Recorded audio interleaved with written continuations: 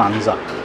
आता उपीट किंवा उपमा हा वेगळा पदार्थ झाला आणि सांजा हा एक वेगळा पदार्थ झाला. इथे जे दिसतं आहे हा रव्यानेच बनलेला आहे आणि याच्यात हळद आहे. चव घेऊन बघूया की हा नक्की कसा वेगळा आहे ते. याच्यावर त्यांनी छान ओला खोबरं, कोथिंबीर आणि शेव अशी आपल्याला भरभरून दिलेली आहे.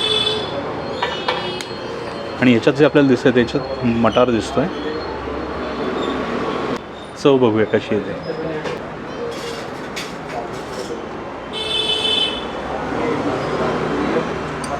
मस्त आहे, फार सुंदर चव आहे.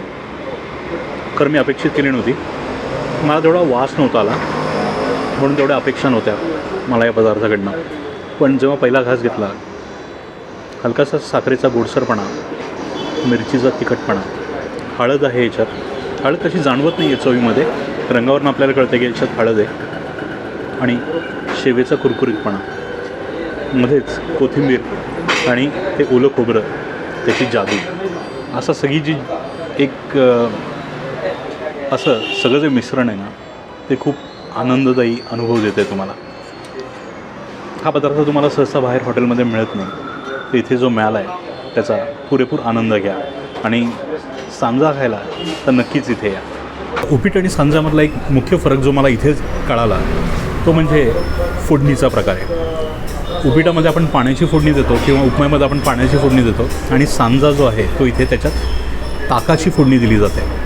ताक, हळद, जिरे अशी जी फोडणी आहे ती फोडणी सांज्याला वेगळं बनवते. खरं तर फरक कळणं